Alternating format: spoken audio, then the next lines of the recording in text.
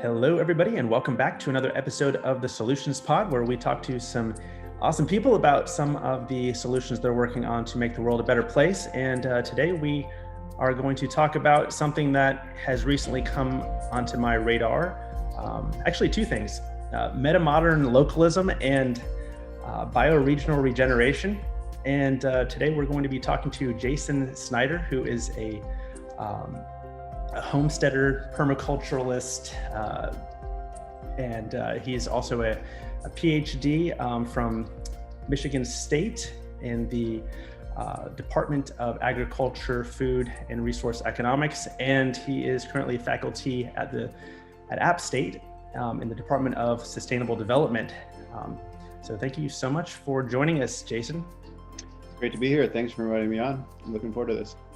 Yeah, me too. So I found you on Twitter, and one of the things that really stuck out to me was the fact that you are optimistic about the possible coming collapse that a lot of people are starting to talk about a lot with the stock market. I think has gone up about 75% in the last maybe 10 or 11 years, and I think people are starting to recognize that not only are humans living unsustainably, in terms of how we're treating the planet, but also just that doesn't make any sense. How can any system multiply by 4 and continue to be stable? So what are your thoughts on I guess what's going on? Why are we coming to this place where we've reached such instability? Wow, that's a big question. And it's definitely not, there's definitely not one cause. It's not monocausal. Well, I really like Joe Brewer's framing, where in his recent book, he traces it all the way back to pre-hominids, and our ability to think in terms of metaphor, to wield tools, and basically to increase complexity of our physical bodies and our social organizations at the expense of the complexity of the larger ecosystem. Usually, thermodynamics, is tied to the law of thermodynamics. And as a global scale thing, it wasn't really an issue, wasn't really that problematic until the Industrial Revolution, until we found out about fossil fuels. And fossil fuels are, kind of a world historic, dense, storable, mobile energy source that, I believe was a big factor in allowing, basically what we're seeing today, modern kind of technological globalist society to really take off. Now, of course, things were great, for a while, or they seemed great for some people, right? It also involved a lot of colonial extraction and enclosure and, earlier on slavery and many other, many environmental injustices. But now I think all of us are starting to recognize that it's unsustainable for many reasons. One, everyone hears about climate change. Business as usual will eventually kill us. But there's also many other earth limits that we're surpassing, biodiversity loss, geochemical flows, ocean acidification, many other earth limits that will eventually do us in if we don't move into a more regenerative mode. But energy, I think, is also a big concern. Even if you're not really environmentally minded, we're going to run out of fossil fuels. We're going to stop using them one way or the other. We can't continue to use them for climate reasons, but it's becoming, as far as I understand, it's becoming more expensive to extract fossil fuels as well. We had a shale oil boom in the last decade or so, which has kept prices pretty cheap. But things, I predict that energy is going to start getting more expensive, and of course we want to switch over to renewable energy, but renewable energy is also not a silver bullet. It takes energy to extract the resources you need to produce solar panels and to manufacture them, things like that. And just the nature of much of renewable energy, it's more based on flows instead of stocks, right? Like fossil fuels are very easy to store and to move around. But once you start moving to renewables, it's questionable whether we can maintain the same level of energetic throughput in the global economy that we still can. And so, and then of course we have, the problems of modernity that a lot of people, people that might be more like traditionally minded point out of like, many places are being hollowed out, culturally, just speaking of the United States, rural area used to be a lot more vibrant. It had other problems, it's probably also more racist, but, there was still many, there was still much more going on in rural areas, from what I understand in the past than now. So there's kind of been this trend towards specialization, urbanization, and a lot of people are very disconnected from the sources of their sustenance and the means of their actual survival. They're very specialized, and if the whole infrastructure that supports their way of life, suddenly cannot maintain itself, we're in big trouble. But I also think there's a spiritual component to that, where we're actually disconnected from the earth. Like the mind-body dualism, or the human nature dualism has gone to such an extreme that I think that's largely responsible for a lot of kind of our social ills, so to speak, or our psychological ills. So for all of these reasons, I don't see the current system as sustainable. But then the question is, and so that would make me kind of a doomer, right? But then I call myself a doomer optimist, because I do think that there is an alternative path that that you're also involved with, and that has to do with bioregionalism, with permaculture, many other things that we can talk about. And there's many different kind of movements that are moving in that direction: decentralization movement, the localist movement, even like meta-modernism, which we can get into if you want. Which I think that many of these movements that are responding to the meaning and ecological crisis need to kind of come together and figure stuff out, and move in a different direction. Yeah, it's certainly kind of disturbing to watch how things have been going these last few years, and it just seems like more and more people are becoming aware of it. So that's sort of what makes me optimistic about it. But at the same time, I guess if we don't start unpacking some of these solutions, and then the collapse just happened like right now, I don't think we'd be prepared. So I'm kind of curious what your thoughts are in terms of how we can start, or not start, but how we can, because I know a lot of people have been working on it, such as yourself, for quite a while, but how can we accelerate the planting of these, I guess, seeds of, I guess, new ways of living? And how does bioregionalism play into that? I guess, first of all, what is bioregionalism?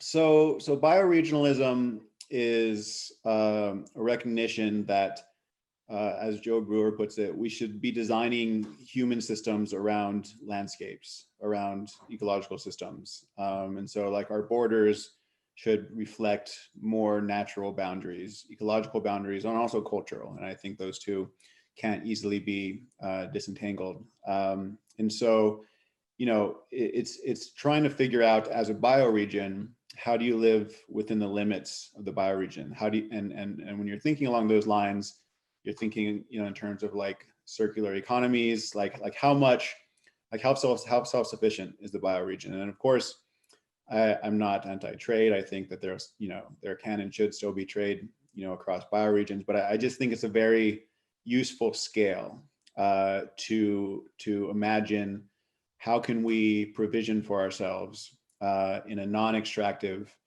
and a regenerative way, with a sensitivity towards place, towards watersheds, right, towards externalities, right. I think a big reason why global capitalism, like we talk about externalities, things like pollution, but also things like political instability. we're able to get away with that because we're not actually, we're not actually responsible for the harm that we're causing, right? It can be outsourced to another country, in the form of environmental harm or low wage, extremely low wages or something like that. And at a bioregional scale, it's much harder to get away with that, right? Like you're actually forced to reckon with, the means of your sustenance. And when you're forced to do that, you start thinking in a more sustainable way. Like, well, how do we make sure we don't lose our soil, right? Like, how do we make sure that we don't pollute our water? Where does our food come from? Where do our fibers come from? And yeah, I guess that would be that would be a short answer as to why bioregionalism. Hmm. So yeah, so I guess right now, to me it seems like the corporations and the big power players that are kind of just shifting around the pieces on the board. With the USDA, the last head was Sonny Perdue, and now it's the former head of Monsanto, and things aren't really changing, and you've got so much guards up, or so many guards up against any kind of meaningful change. So, like, without the support of, I guess, the government or whatever, how can people start to initiate these types of bioregional systems in their own areas? Yeah, I mean, so currently we're definitely swimming upstream, right? Because big industrial agriculture is subsidized by the government. There's a lot of like one size fits all regulations that don't actually apply to like small scale producers, but it still makes their business models extremely difficult. So we're definitely swimming upstream at the moment. There's a couple ways I want to answer this. The first way is I don't think that the status quo can maintain itself. For some of the reasons that I mentioned initially. I just don't think we have, I don't think the supply chains that support, these large scale systems can maintain themselves energetically, but also ecologically and climate wise. And so I just think we're going to see more and more parts of the system start to crumble. You mentioned, this idea of collapse, I think earlier, and I don't see collapse as like something that happens overnight, right? And I think collapse might actually be a bad word for it. The way that John Michael Greer puts it is like he has this term catabolic collapse, but the way he describes it is that it's really this kind of like punctuated decline where you get some kind of shock to the system, and then you get a new equilibrium for a while, and then you get another shock to the system. But each time one of those shocks happens, it causes a lot of damage. People suffer, people die, but it also creates opportunities to do things in a different way, and people wake up. And we're seeing this, I think, with the pandemic. Just the amount of, and this just might be anecdotal, it's not a scientific finding, but it just seems like the interest in things like permaculture, homesteading, localism, which is a kind of, I think of like a sister concept of bioregionalism. The interest in that is exploding. And I'm definitely seeing that online. A lot of people, reach out to me all the time, wanting to move in this direction. And so, so I think that's an example. And then, there's structural things that happen with the pandemic, like more people are now working remotely. Of course, to be able to work remotely is a very privileged position. And so, but still, more people might, be freed up to spend more time in a community garden, or, get some land and start cultivating the land. And so, as horrible as the pandemic has been, it's also presented opportunities, and it's woken some people up. In terms of like what we can do, I mean, so a big bottleneck, I think, to like small scale, so like I'm really interested in food systems. Like that's my major focus. And so like, and it's particularly like regenerative ag and small scale ag. And the biggest bottleneck to that right now is just land prices. Like it's just really expensive. It's really hard to become a small scale farmer these days. But, I think that there are other ways around it. If you live in suburbia and you have a lawn, I mean, how many lawns can be torn up and turned into gardens and food forests, or orchards and stuff like that, like a lot, right? In cities, community gardening, and also in suburbs, community gardening is starting to take off. When I lived in a suburb in Michigan, we were part of a community garden, so that's a way to have access to land without necessarily having to own it. I think, when we're talking about localization, there's some things that are lower hanging fruit than others. Food is a low hanging fruit. Like, how much of your food can you provision locally? And even there, it's hard for some people, and it's an equity issue because it's often more expensive because you're actually paying the real price for food. You're not paying the subsidized price with negative externalities and all of that.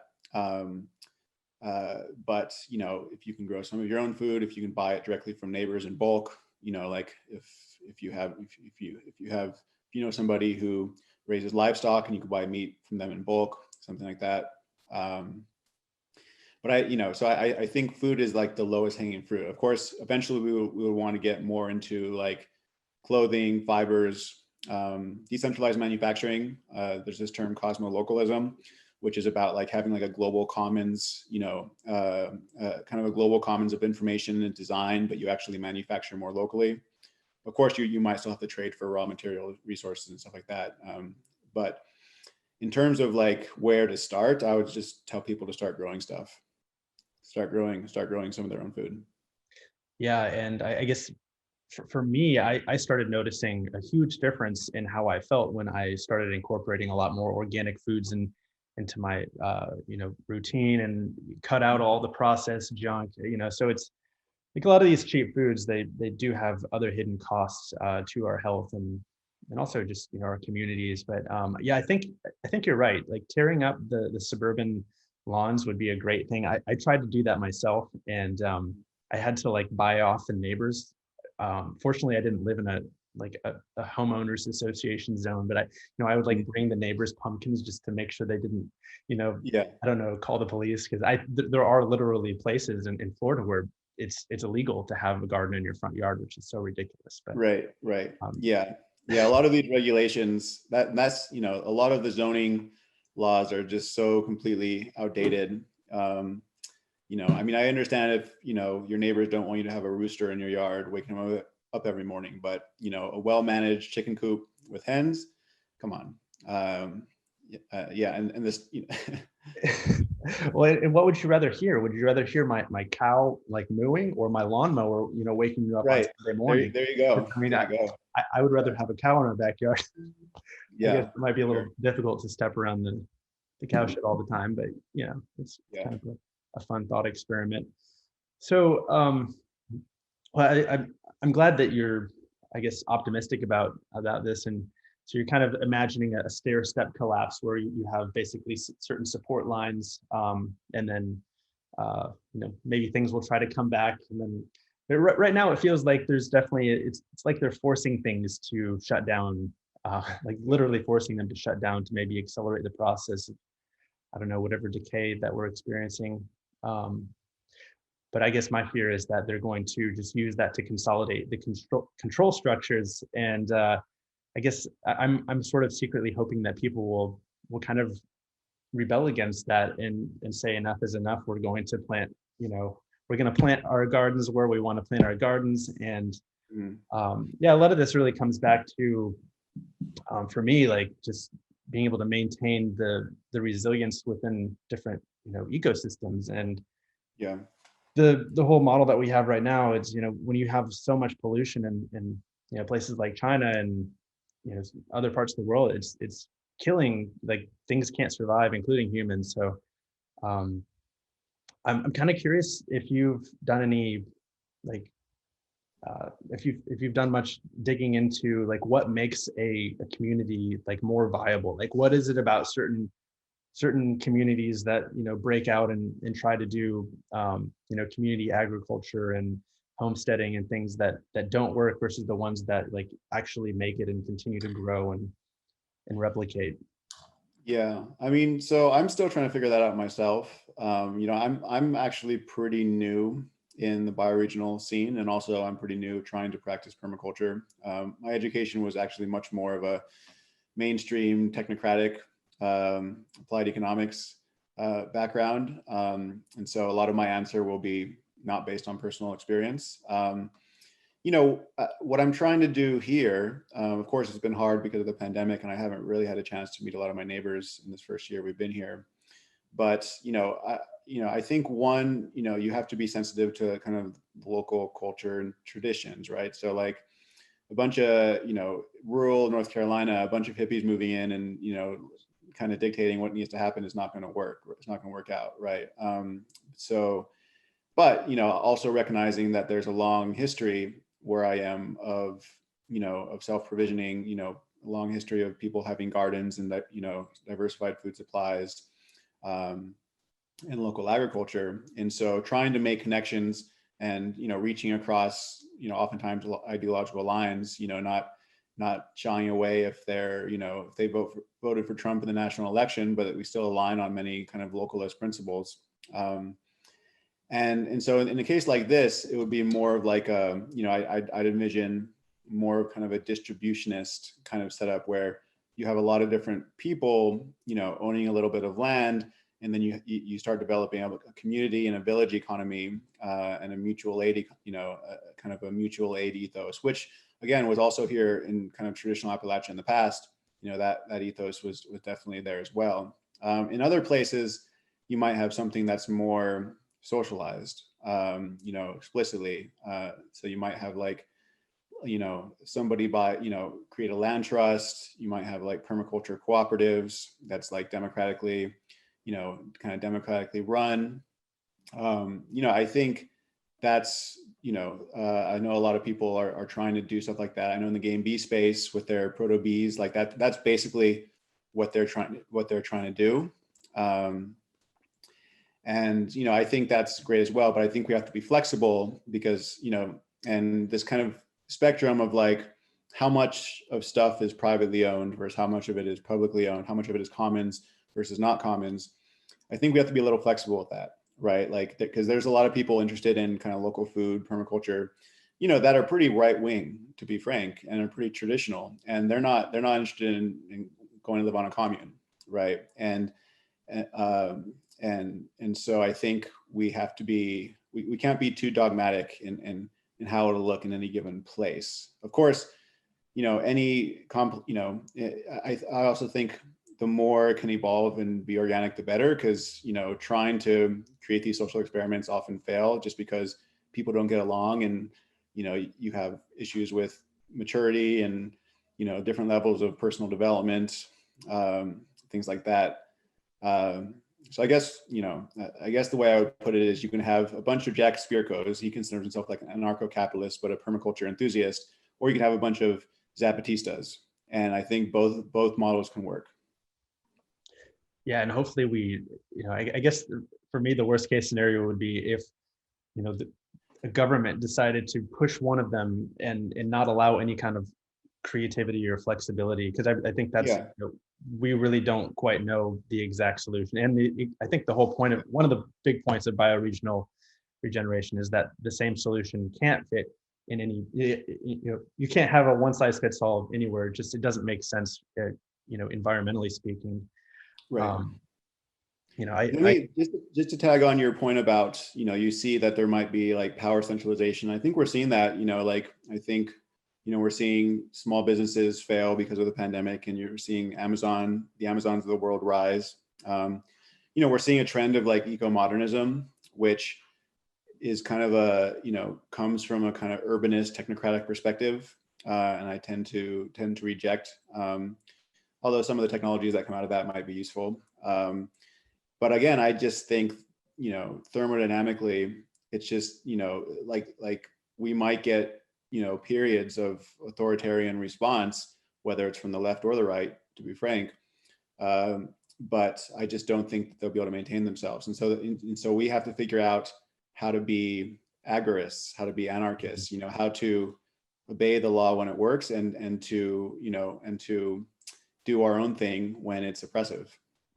Yeah, one of the really scary things that I'm noticing kind of permeate, at least in Twitter, that's not necessarily, a representative of reality, because Twitter can just give you whatever they want you to see in the feed. I don't know how the algorithm works, but there's this kind of growing idea among a lot of the youth that, communism is the answer. And like, I'm right next door to China, and I guess being in Taiwan, because people here understand the language and have access like linguistically to the language over there, they're kind of, they're kind of more aware of the failings of the communist state over there. And also it's like, there's like massive waves of pollution always like drifting over here, and like you can't see more than a few hundred meters. And it's like, this idea of this really efficient, like beautiful, like super green China, it's like in everybody's imagination, but they're controlling the media so well that like, I guess Westerners don't often hear about the shortcomings. But then, it's like, at the end of the day, fascism and communism, they're both totalitarian. And so to me, both of those are scary options. Yeah, it's the horseshoe theory of totalitarianism. I think that there's a couple interesting kind of political axes that are underrated, and one is, centralized versus decentralized, or globalist versus localist, or you can put it however you want, technocratic versus grassroots. And then there's kind of like, kind of going back to what I was talking about before with ecomodernism, there's what I would call the rocket people and the tree people.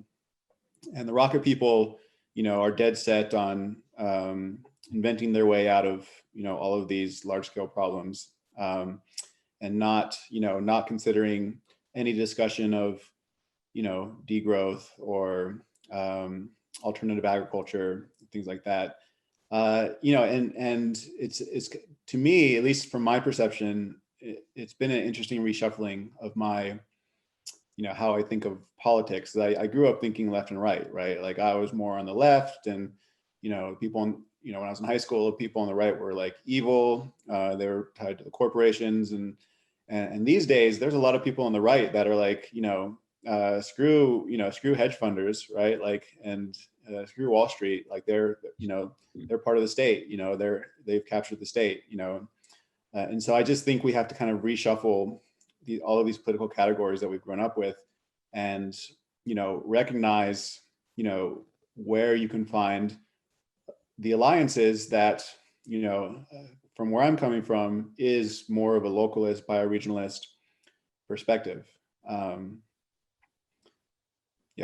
Yeah, I think that was really fascinating a few weeks ago to see all the Redditors, unite in this like massive effort against the hedge funds and with the game and GameStop stock, and it was pretty interesting to watch. And I didn't hear very much politics coming into that. It was just like a bunch of people saying, "Screw this," right? But hopefully the like people will actually start to break away and not try to challenge like the hedge funders at their own games where they kind of have abilities to rake the system. So does that, I'm kind of curious, so you kind of came into this from a different angle. I'm kind of curious like how you eventually got into this kind of way of thinking. I don't know if there was like one moment. I was finishing my PhD. I was studying food system stuff in Tanzania, and I was just kind of miserable, and I didn't really, I don't know, I just kind of lost faith in kind of that kind of research in general, of like doing surveys and collecting data and then coming up with policy reports that hopefully the government picks up for a variety of reasons, which I can get into if you want. But and so I started getting on Twitter. It was kind of like my escape, and I started with kind of like the contemplative scene, like pragmatic Dharma and stuff like that, because that's what I was really interested in at the time. And then I learned about like meno-modernism, and that was interesting, and started kind of eventually started a podcast with a friend called Both And. And then, I just, I started getting interested in kind of, these ideas of bioregional as localism. They just kind of came across my consciousness. And I think, it wasn't really until I think I got here to North Carolina and in an apartment where a lot of people, are aligned with this kind of like sustainable, regenerative, local kind of vision. So interacting with them helped. Getting my own land and then deciding, and that was around the time that like I've been following like Joe Brewer's work and Daniel Christian Wall and other people in that scene, and getting some land and then being like, oh well, what do I own through land? Well, permaculture seems pretty good, so I started reading about permaculture. So just kind of slowly but surely, I don't know, like I started losing faith in kind of technocratic modernism, and I started gaining faith in what would be the opposite of that? Whatever would be the opposite of that. More of a localist vision. There's actually a point where I was kind of skeptical of localism, and I remember hearing a discussion with Joe Norman, who's kind of one of the leading kind of localist proponents, at least online. And he was talking about how it's minimum viable scale. And I was like, okay, so it's not saying that every problem can be solved, within your watershed or within your little village, but, you should, in terms of both governance and economics, you should search for the most minimum viable scale. And there's so many problems that solves. It solves issues of risk. If you have a centralized system and it breaks down, the impact is humongous. But it also, it solves the problem, or doesn't solve it, but it moves towards a solution of a more circular economy, and a sense of place, and people who are more aware of Earth limits, because it's local to them. And it's not as easy to externalize the cost of that. So yeah, I mean, just death by 1,000 paper cuts led me in this direction, I guess. But it's really been the last year that I've become I've become born again in this particular. But at the same time, I'm trying to balance perspective. So I'm actually I'm going to be leading a STOA session next month, basically saying, hey, look, like localists, bioregionalists, people into decentralization, and also metamodernists, like you might not hang out with each other, but a lot of your ideas kind of align. And so how can we think about, building a more broad-based movement that brings in a lot of perspectives and incorporates critiques and things like that. So it's not, I think we have it oftentimes because we're searching for purity. We tend to kind of marginalize ourselves and to create movements that won't have much impact because, I see this a lot with like, the localist scene and the bioregionalist scene. They're kind of two separate camps, and there's some overlap for sure. And I think there's becoming more overlap, and I'm trying to be a bridge between those two scenes. But they're like 90% aligned, and there's a few like culture war issues that they're not aligned with, right? But just like, what are we doing? Like the problems we face are so much bigger than our little differences, that we really need to figure out how to become a broader based movement. Yeah, that's super important to be able to bridge the commonalities. And I think that's one of the things that I see that's really scary.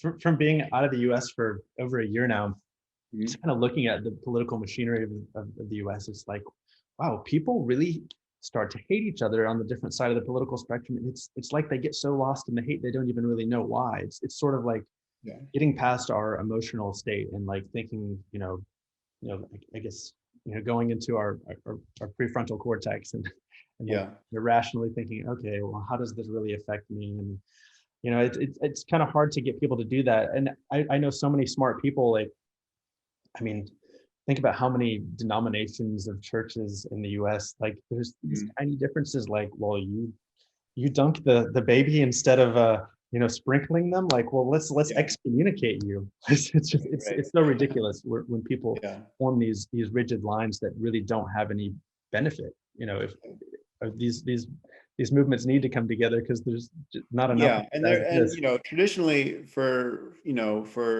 people to come together, there needs to be a common enemy in it. But I think now the common enemy is the viability of the human race. Mm. right?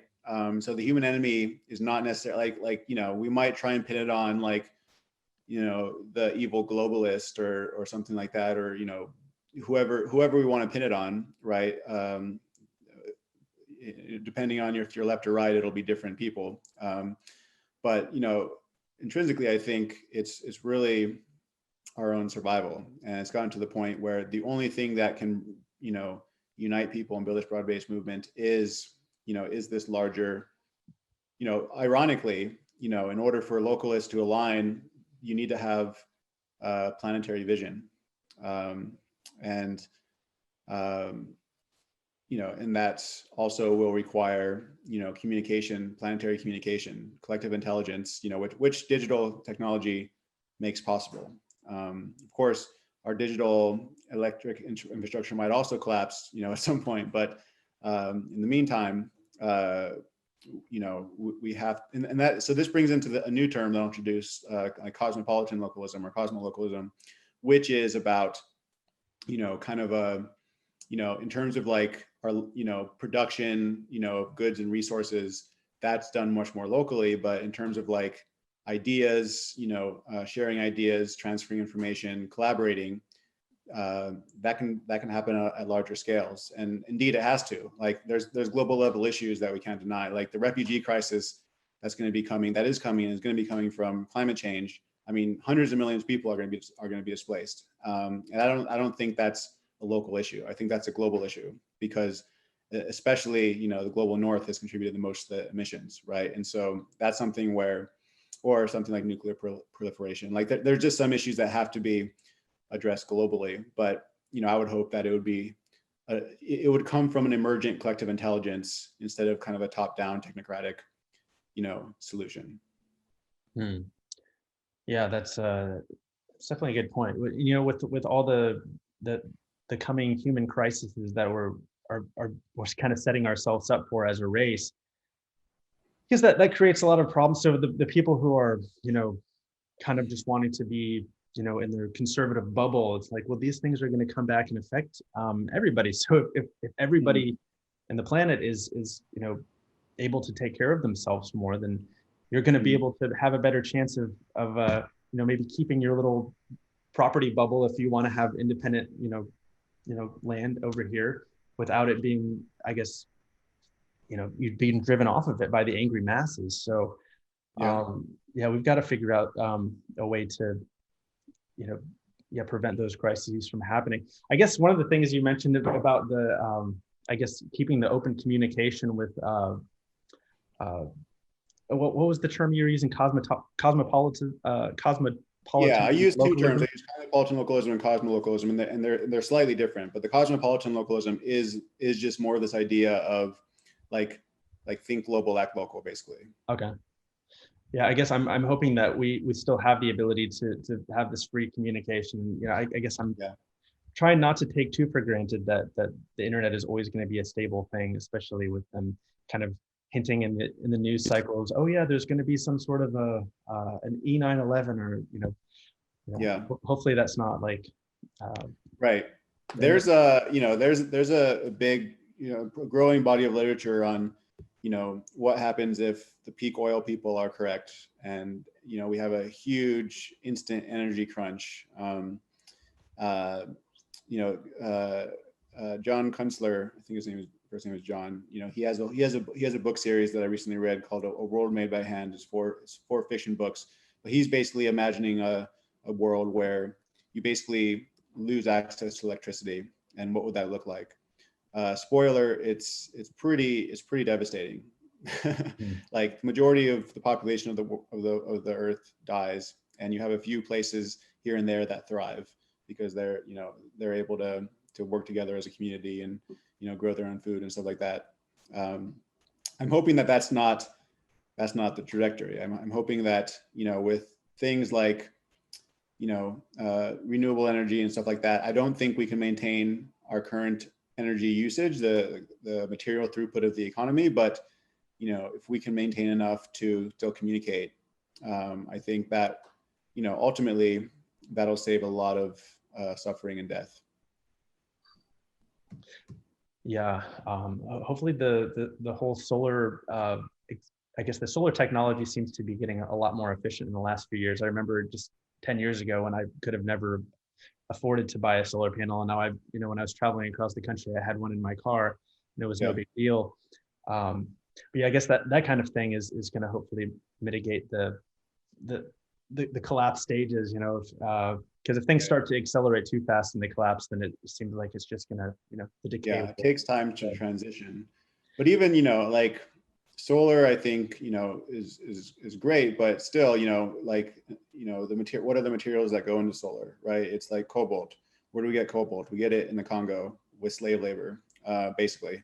Lithium, ramping up lithium production all over the world. There's all kinds of environmental externalities with that. And so, again, as much as I, am happy about breakthroughs in certain renewable energies, I just don't think we can get around the fact that we have to just use a lot less energy and, be less wasteful, things of that nature as well. That's, yeah, 100%. Yeah. It also takes energy to produce solar panels and to, to mine all the equipment as well. Yeah. Right. Yeah. So what would you offer or say as I guess, so, actually, I kind of want to go into something that you mentioned earlier, and maybe this is way off topic, but you mentioned it twice, and I think a lot of people that are listening to this probably don't know the term yet. So, could you tell us a little bit about, I guess, meta-modern-localism? So you already went over Cosmo-localism, but what is meta-modern-localism, and how does that fit in? It's me smushing two words together that probably don't have any any point being together, but maybe they do. I'm trying to make it a thing. So metamodernism is already a broad topic. There's kind of the term is used in two main ways. One is kind of as a kind of a episteme, kind of a social sensibility. And that's, it's kind of a descriptive instead of prescriptive thing where it's basically people recognizing that, hey, we go through these phases of like, we had like many stages before modernism, but then we had this thing called postmodernism, which is kind of like deconstructing all of these grand narratives of modernism. But then people are getting tired of postmodernism because it's, maybe it becomes too nihilistic and cynical and, well, we still need narratives to be able to operate in the world. And so maybe we can be more conscious about how they're developed. And so there's one camp that's more like descriptive, and they're the original camp of like, there's some new trend, there's some kind of new cultural phenomenon happening in arts and in the arts and pop culture and stuff like that. And then there's the prescriptive kind, and this is kind of a whole ecology, but, probably the best known figures is the author Hansi Freinacht, who's actually not a real person, but it's two different authors. But he's kind of they created a character for him. And it's kind of related to Integral. I don't know if you've heard of Integral, like Ken Wilber and those people. But they're really interested in things like developmental stage theory, both like cultural stage theory. So it has a similarity with the descriptive kind of like, we go through these stages and now the meta-modern stage is what we need to kind of save the planet.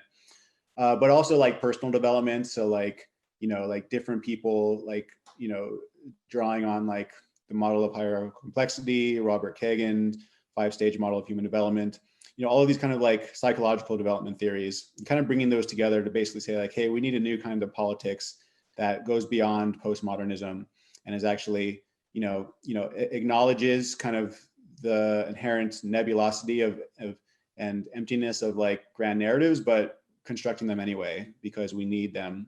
My critique of developmental or political metamodernism is that I think it's too like it's like the people who are proponents of it, they come too much from an urban perspective, they come too much from a technocratic perspective, as well as kind of a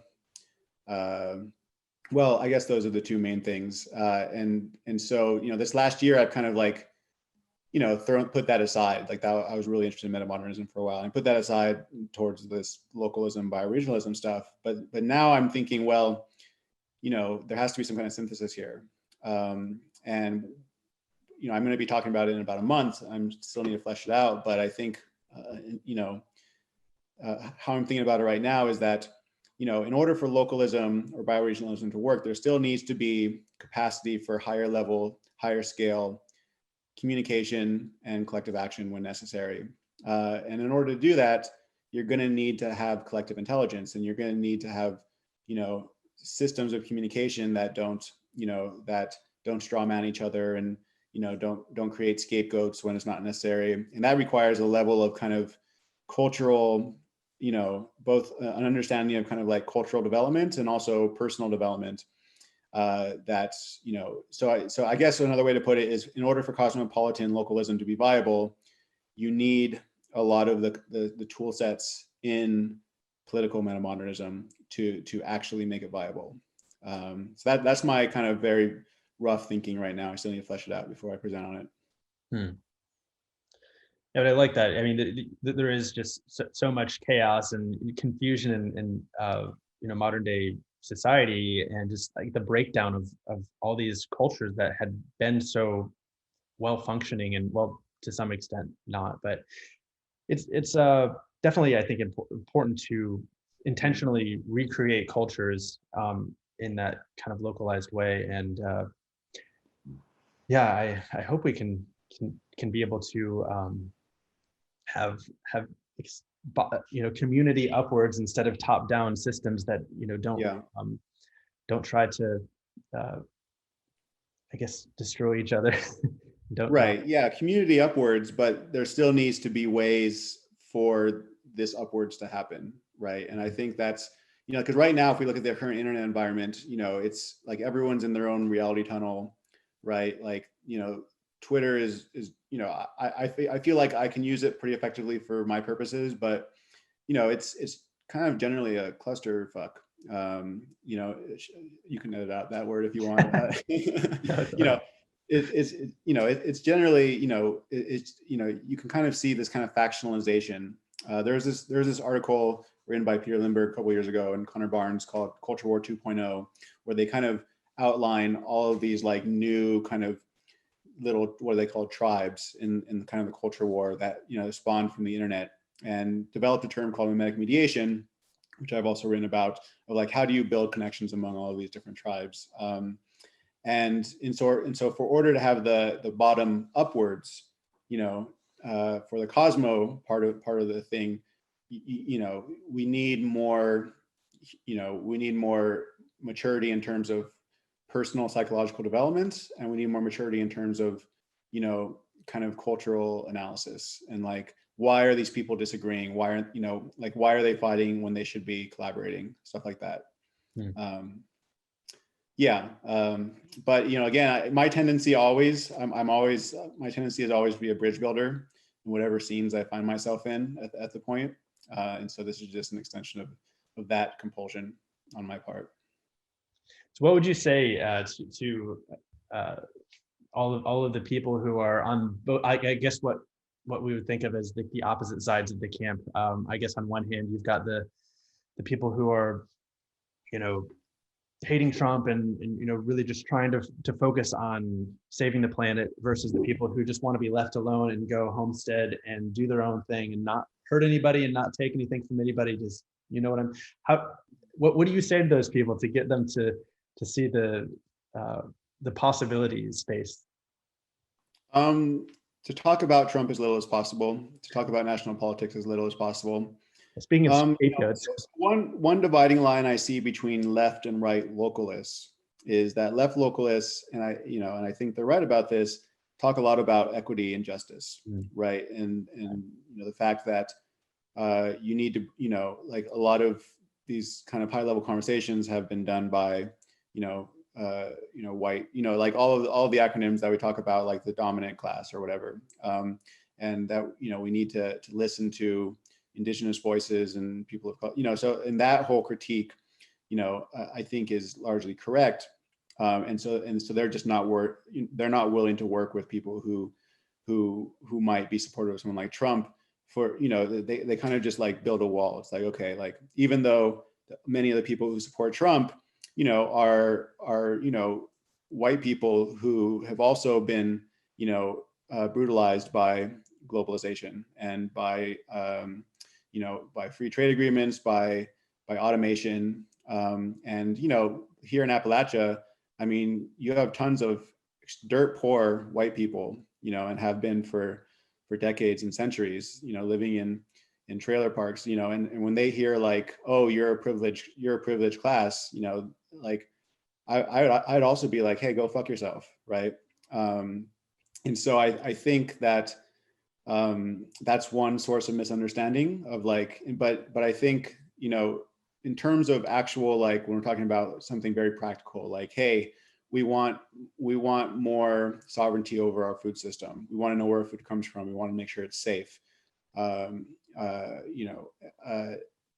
think that the permaculture framework is a bridge, because I'm seeing a lot of kind of right-leaning populists who'd be, who probably supported Trump, really interested in permaculture. And I'm seeing a lot of folks like this, they recognize that, hey, I recognize that we have ecological problems. They might bristle at climate change talk because they see that as just another, excuse to control them, right, in this kind of centralized technocratic system. But they are interested in taking care of the land, and they are interested in having their own food, and sharing it. And I think that's similar to the kind of the anti-globalization leftist critique, like kind of people that protested in Seattle, right, in the late 90s, early 2000s, like those kinds of people want the same things, right? And so, so there's, I guess what I'm trying to argue is I don't, by bridging these divides, I don't want to discount the justice critique of the left, but all I'm saying is, hey, that's important, but we have really big fish to fry here. Like we're all gonna fucking die if we don't, figure out some way to collaborate. Yeah, and I guess if we acquire one or the other of those objectives, and have like a perfectly socially just world, and the Earth dies, it doesn't matter it. And if we stay independent and and have everything just the old country way, right, dies, then we're still screwed. So. And also recognizing, this is a little bit of a tangent, but a lot of the what is now kind of derogatorily called like woke stuff, it's being appropriated by large corporate interests, right? Like they're figuring out how to appropriate, like, oh, like Amazon, puts up a message, we believe in Black Lives Matter, right?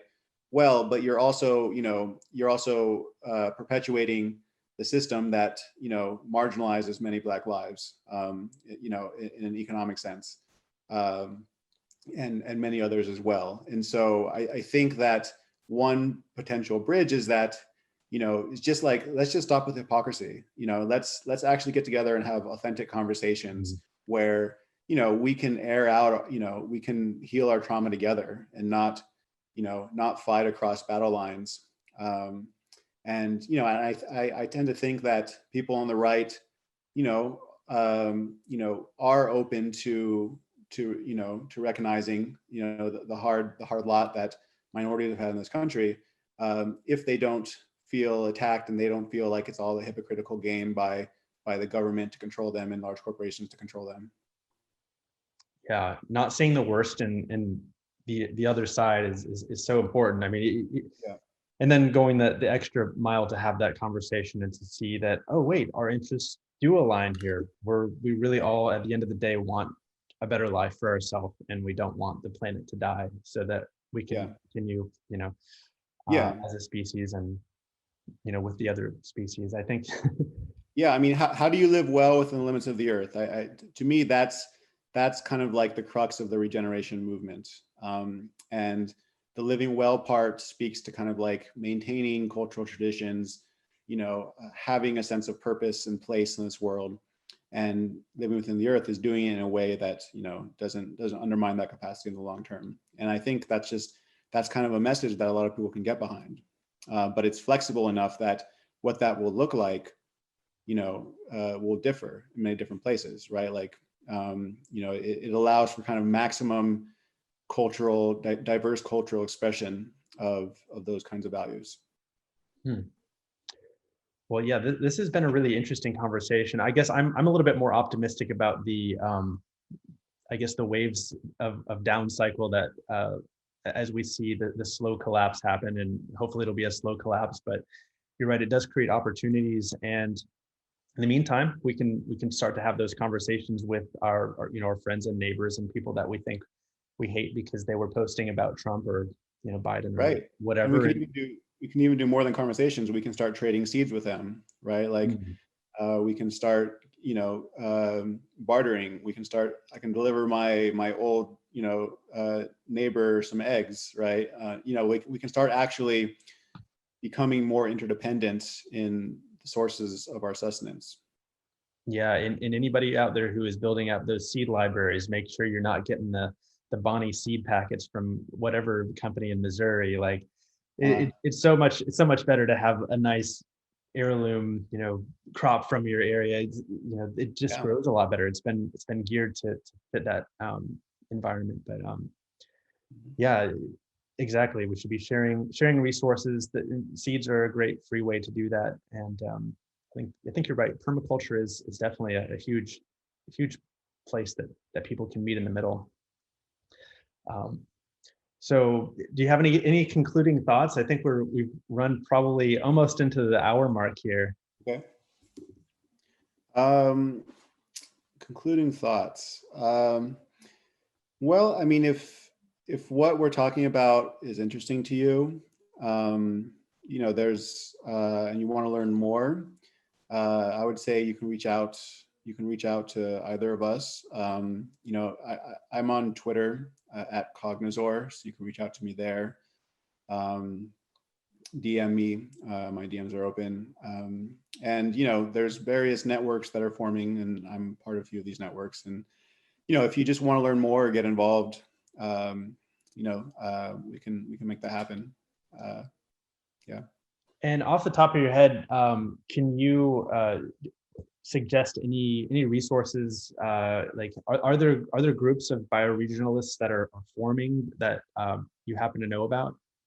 Starting to. I mean, I'm pretty new to what I would consider a kind of a broad scale bioregion of Southern Appalachia, but I'm currently trying to kind of network with other people, aligned in these values here. It's just still very the early days, but I'm hopefully starting to network here. It really depends. I know like Cascadia, like there's been a bioregional scene looking at kind of like Pacific Northwest, including Canada, as part of a bioregion for a long time.